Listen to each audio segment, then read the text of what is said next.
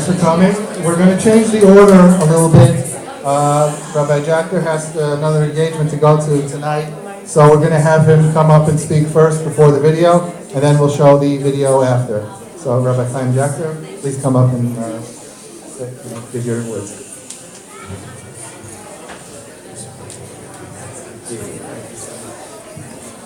Microphone? No microphone. Always the microphone. Always the microphone. Yeah, just keep your mouth close to the microphone so people can speak into the microphone so you can hear you. Okay, good. All right, great. Isn't this a great evening? This is unbelievable. Yeah. Wonderful. Beautiful. So well done. So well done. So wonderful to be here. It's such an honor. Just keep your trunk Incredible. to the Oh yeah. Sorry. And by the way, and we're going to get to this a little bit later. Does anybody know why Queens is really the best place to celebrate Yom Haatzmaut? Why is Queens the best place to celebrate Yom Haatzmaut? Yeah. Israel was born in Israel was born in Queens. That's right. How many of you know that? Right? You know that? That's right. We'll talk about that. That's going to be very significant. We'll talk about that. I can That's talk right. about it. I always do. Yeah, it's true. It's true. All right, but what we're going to talk about, my title of our speech tonight, of our talk tonight, is going to be The Miracle on the Hutch and Yom Haatzmaut.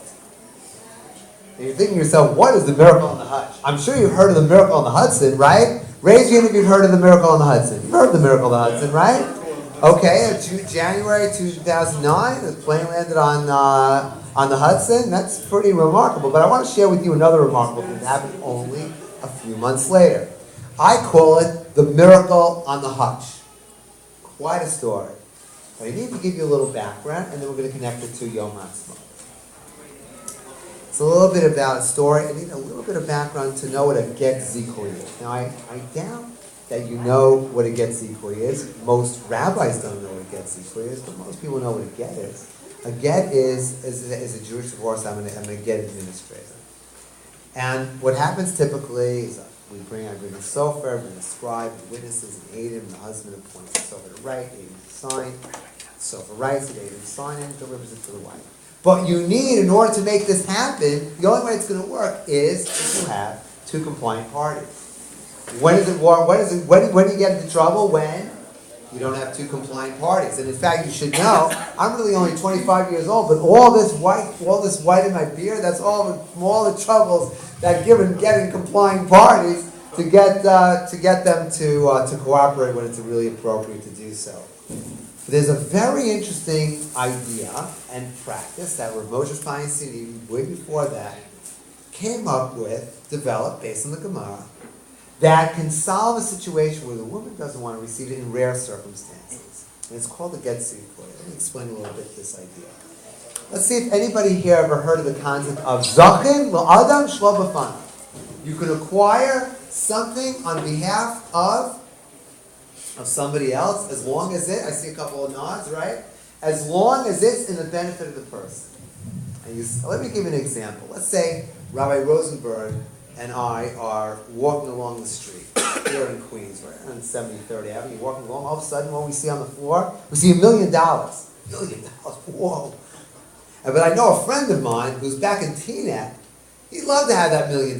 We'll call his name Sam Schwartz, okay? So say, Rabbi Rosenberg, take this $1 million and take it and acquire it on behalf of Sam Schwartz. Takes it and says, okay, hereby takes it from me. It says, I hereby acquire it on behalf of Sam Schwartz.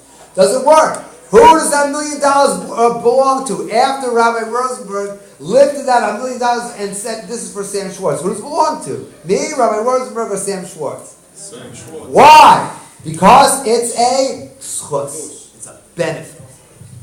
Now, can a get ever be a schus? Can it ever be a benefit? Usually not. But in a rare situation, it can be. Explain to you the three basics when it could be a schus, when it could be a benefit. If it's number one. לא שומעים. Okay, זהו. יותר טוב? Okay. If you, number one, if the couple are civilly divorced, number one. Number two, if she's already remarried. How much she remarried? There's no getting. She's remarried what? She's married civilly. And number 3, if she's not against it, she's just apathetic to it. It's rare, but once in a while it happens. And listen to what happened. Listen to our situation, the miracle in the hutch. I had a situation where a man called me from Eastern Connecticut. Exactly the situation. The wife was apathetic. She wasn't against it, but she wasn't interested. Why was she interested? She's already remarried.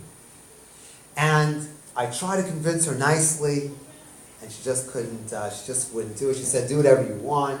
I'm not against it. You do whatever you like. But I'm not going to be cooperating. I'm already married. I've moved on. So we made the appointment, and the place where I serve, Eastern Connecticut, the people are very kind from the Young Israel of New Rochelle. We met. And we were in the middle of writing the get, and all of a sudden I came up with an idea that let's try her one last time. Let's call this woman who lives in Western Connecticut, about an hour drive from the Young Israel of New Rochelle. She lived, and let's see if we can reach her, and who knows, maybe a miracle will happen. Sort of like sports fans here, right? When you're down at the end of the game and you try to throw up a pass. The last second, hopefully a miracle will happen. Well, I made the call. And she said, okay, where are you located, Rabbi? I'm on the Hutchinson River Parkway. I'm about to approach exit 16. This is happening in the Young Israel of New Rochelle. You know, the Young Israel of New Rochelle. Where's the Young Israel of New Rochelle? That's right. The exit 16. Right, I said, I'm 2 minutes away from you. She said, okay, good. I'll give you 2 minutes. I'm going to give you 1 minute, exactly 1 minute, not a second more. That's it. Oh, I was so happy. I was ecstatic. As soon as she came in, she appointed me to be a shliach, accepted on her behalf. Oh, terrific. Thank God. We were able to do it properly. Didn't need to rely on a b'diavad, on a shas adchak. We did it. We did what we need to do halachically. I call this the miracle on the hutch. Why is the miracle on the hutch? Why would I call this a miracle? Were there any violations of the law of nature? No violations of the law of nature. But it's where do I learn that that's a miracle? You see from the Tanakh, when there is incredible timing, that's the fingerprints of the Ribbono Shel Olam. That means Hashem is involved. Where do we know the Tanakh? What is the sefer that teaches us how to identify, how to notice God's presence when even in a time when God does not make open miracles, when He does not violate laws of nature like Kriyat Yam Suf. What sefer is that? Esther. And one of the number one ways to identify how to realize that God's involved is through incredible timing. Give me some examples in the Megillah where we find incredible timing, a fingerprint of God. Give me some examples. 3 examples I know. Don't be afraid. Go ahead. Mordechai, that was 4. Okay, thank you. Mordechai over here is the plot. He just happens to be in the right place at the right time. Good. That's going to be important.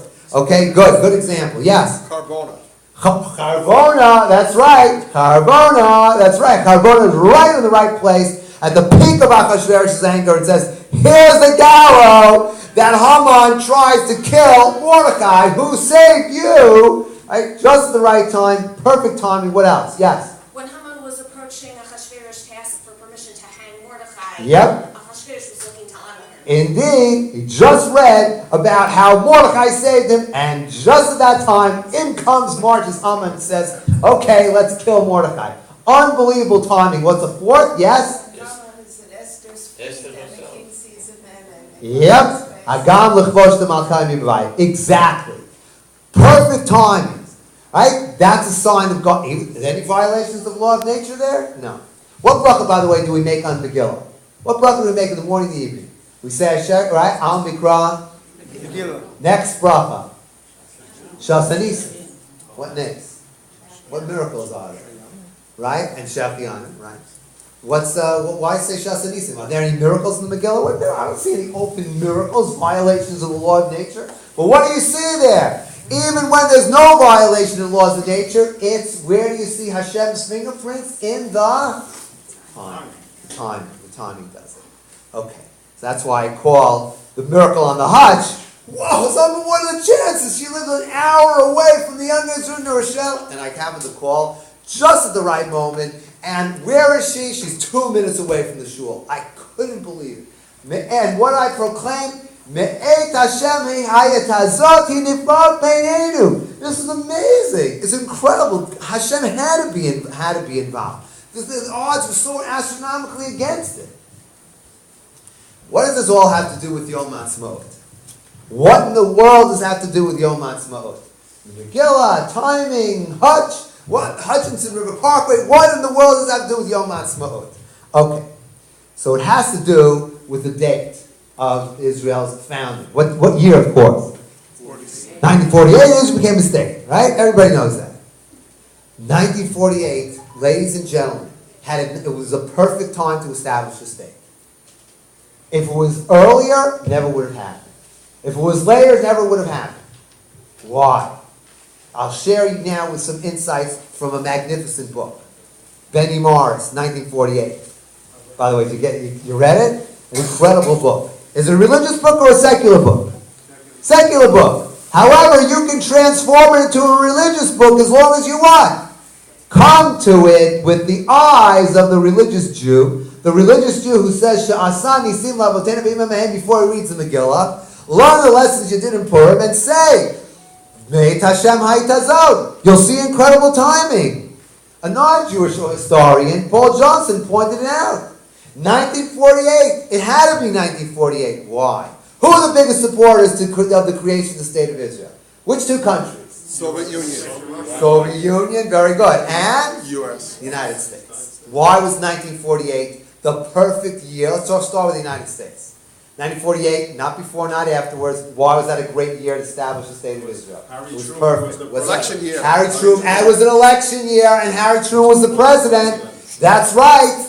And now Harry Truman had a lot of support from his cabinet he said, go, yeah, support the State of Israel. Go, encourage UN to support the State of Israel. Yeah, go recognize the State of Israel. Did he have that support? No. Not in a bit. Who was the Secretary of State at that time? Morgenthau. Right? George That was FDR. What's that? George Marshall. George Marshall. That's right. Not Jim Marshall. George Marshall.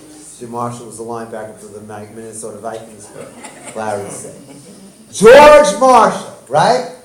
And who was the Secretary of Defense? Jimmy Forrestal. Correct. You go to Princeton University, you see the Forrestal Center. Are these small fry or these big dudes? These are first round draft picks. These are important, right?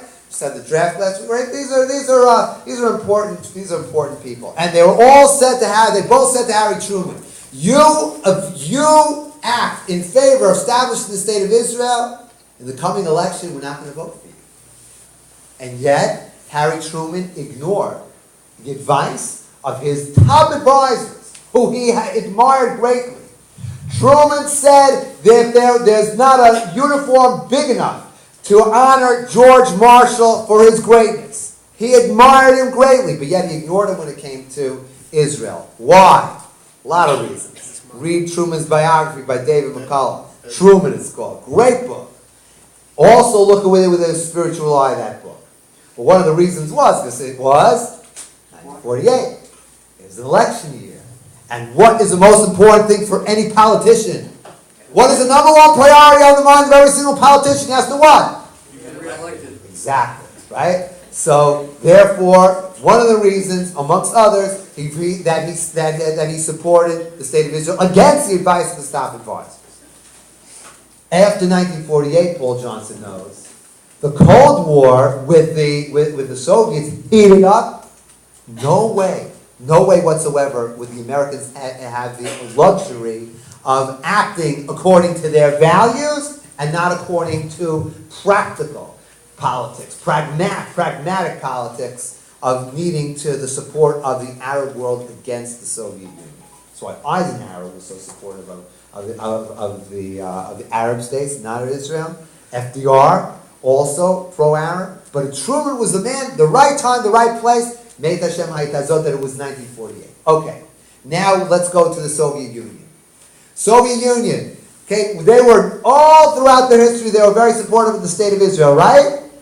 Absolutely not. What did they do in 56, 67, 73? They armed our neighbors, right? The Egyptians, the Syrians, they armed them to the T.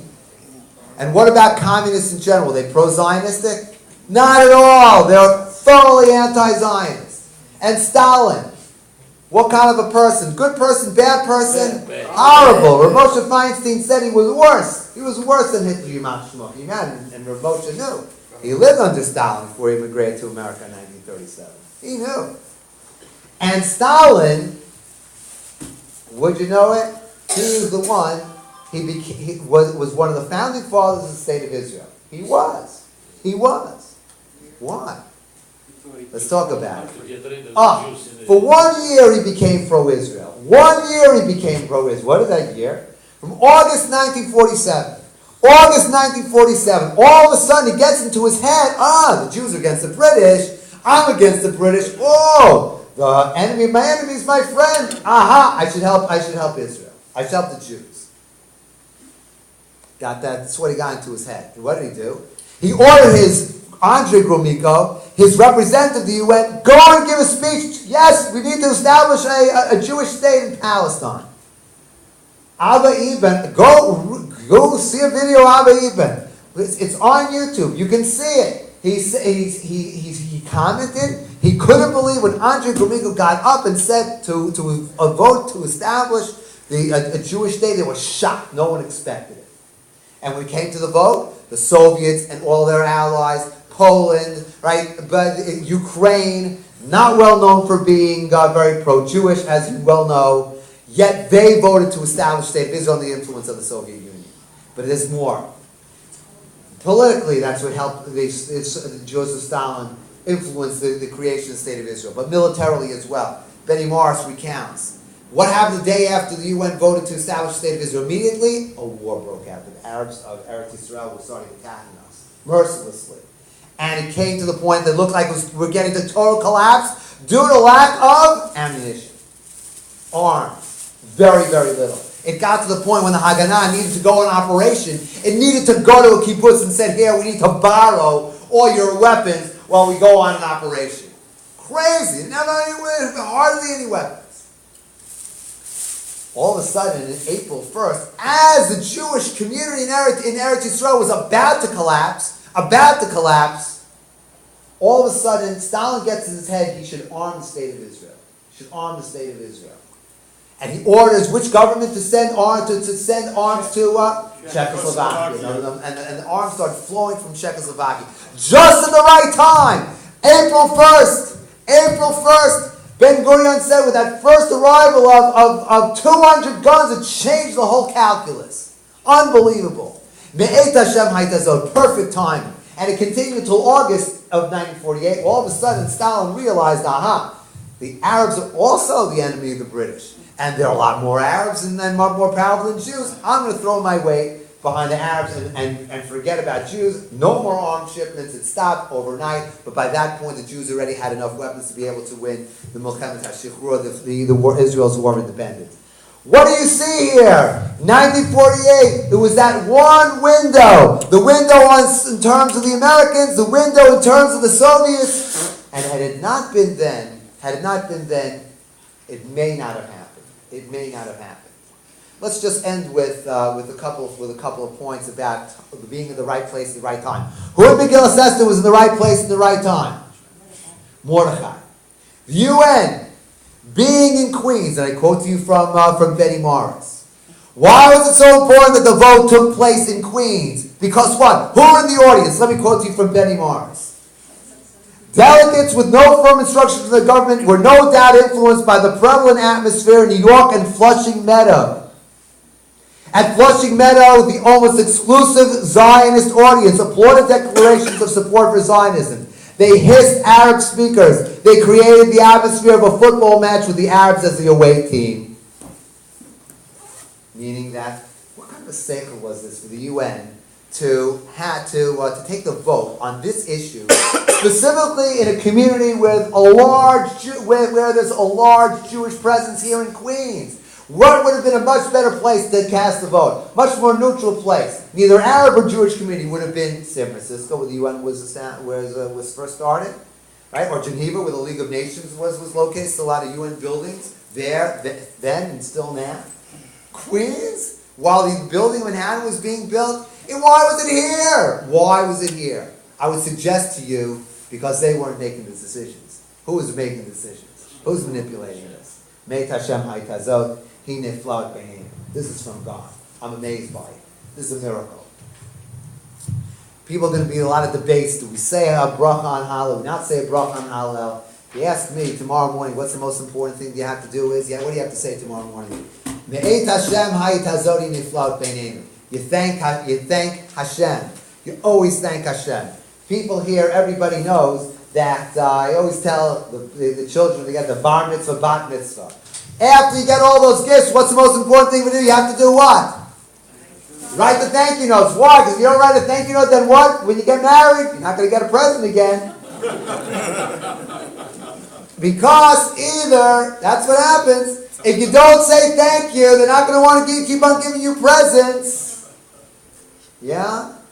What's that have to do with Yom Haatzmaut? Tomorrow, we got to recognize, we have to say, Meit Hashem ha'itazot, we have to thank you for what you did. Thank you for the nace, for the creation of Medinat Yisrael. It was the nace, the miracle, just like Purim. Thank you for the nace for allowing Israel to continue to exist, an ongoing Hanukkah miracle. Rabim B'yad Ma'atim, right in front of our own eyes for 69 years. For 69 years. Hi niflaot b'neinu. This is amazing. This is amazing in our own eyes. So Bezrat Hashem, we will take the opportunity tomorrow to say, Me'et Hashem ha'itazot. It was from God. Thank you. Thank you so much. And Hi niflaot b'neinu, and hopefully, with our thanking Him, it'll trigger His response and continue to give us nisim b'niflaot, more and more miracles. Hu yaseh shalom, oseh shalom b'ramav, hu yaseh shalom aleinu, v'akol ha'mo Yisrael b'yom amen. Thank you so much.